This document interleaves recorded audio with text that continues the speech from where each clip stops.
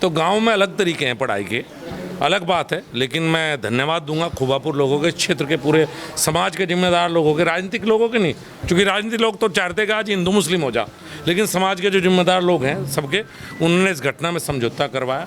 ये दिल्ली और हैदराबाद तक के नेताओं का जो प्लान था सांप्रदायिक ध्रुवीकरण का और यहाँ सांप्रदायिक तनाव फैलाने का, वो इस क्षेत्र से गांव ने और जिम्मेदार लोगों ने विफल कर दिया।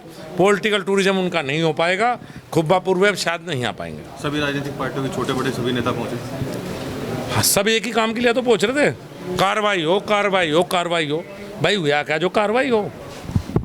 ये जो गाँव में पढ़े हैं ना, तो सबको पता किस तरह से गाँव में पढ़ाई होती है, और जो गाँव की भाषा है उस भाषा के ऊपर सवाल उठा रहे हैं। गाँव में मोहल्लों के नाम भी जाति के हिसाब से साहब कहते हैं, उस मोहल्ले में जाओ मैं लूँगा जाति का नाम, तो फिर गड़बड़ हो जाएगी कि उनमें जहाँ झगड़ा किन में हो गया उनमें हो गया जाति का नाम लेकर तुम। तो यहाँ की आम भाषा है।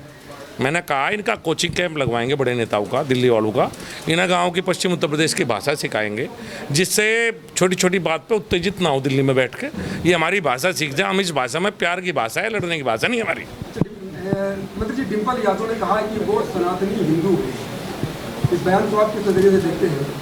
वो तो है यार, मैं किस तरीके से क्या देखूँ, गलत क्या करें? 2024 को लेकर के ये सनातनी हिंदू कहना या फिर कोई, भाई देखो, अगर वो हैं तो मैं उस बारे में कुछ नहीं कहूँगा, वो तो हैं। मंत्री, जिस तरह से इस वीडियो को ट्वीट किया गया बड़े बड़े नेताओं के द्वारा और बहुत तेजी से वायरल किया गया, इसके पीछे की मंशा क्या मानते हैं? मंशा थी 2024 में सांप्रदायिक तनाव हो, मुस्लिम वोट बैंक को हथियाने की एक चाल थी कि हिंदू मुस्लिम कराया जाए, तनाव हो, फिर बीजेपी में निशाना साधा जाए कि दंगे नहीं हुए बीजेपी राज में शांति है, और मुस्लिम वोट बैंक का तुष्टीकरण इकट्ठा कर लिया जाए और इनसे बिना मांगे वोट में। तो हमेशा मैं मुस्लिमों को कहता हूँ, हमारा डर दिखा के तुमसे वोट मांगते हैं भाई, तुम्हारे लिए क्या तो कुछ है नहीं।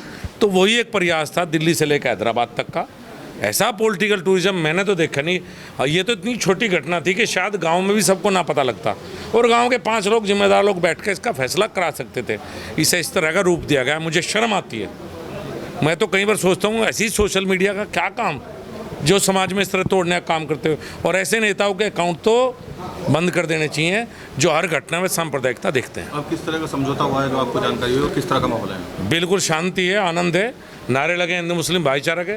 संजीव त्यागी जी बैठे हैं, फैसले में सब लोग थे, हमारे प्रमुख साहब भी सुबह से यहाँ थे, तो कहीं ऐसी दिक्कत नहीं। फैसला क्या हुआ, बच्चे थे उनके, तो और बच्चे भी यहाँ पढ़ते हैं। क्या होगा मैडम? भाई अगर फैसला ही होगा तो मुकदमा कैसा? फिर फैसला हुआ तो प्यार में आपस में कर लिया, और इतना बड़ा मुकदमा नहीं है दोस्त।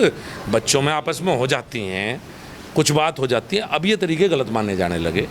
हमारे समय में जब गाँव में पढ़ते थे, मैं भी जूनियर हाई स्कूल कुटुंब में पढ़ा, तो शायद रोज का ही काम था कि अध्यापक सख्ताई करते थे। अब ये ठीक है, ज़माना बदल गया, हम भी बदलते हुए ज़माने के साथ हैं, हम ये नहीं कहते होना चाहिए, लेकिन छोटी घटना थी, गाँव वालों ने इसको समाप्त कर दिया, आपस में बैठ कर फैसला हो गया। पॉलिटिकल टूरिज्म समाप्त, कोई अब खुब्बापुर नहीं आएगा। अच्छा, आप केंद्र में मंत्री हैं, केंद्र सरकार से कोई इस बारे में वार्ता करेंगे जिस तरह घटनाओं को, वीडियो को तुरंत वायरल कर दिया जाता है सोशल मीडिया पर, इस पर रोकथाम के लिए कोई नया कदम उठाया जा सके? भाई अगर मैं वो करूँगा फिर नू कहेंगे कि लोकतंत्र का गला घोट दिया, आवाज़ दाब दी है, तो इनकी आवाज़ तो आप लोग ही दाब दो और जनता दाब दे, जनता इनका गला घोट दे कि ऐसी हरकत दोबारा ना करो। ऐसी रिएक्शन जानी चाहिए मुजफ्फरनगर से कि ये नेता दोबारा ऐसी हरकत कोई भी ना कर पाए।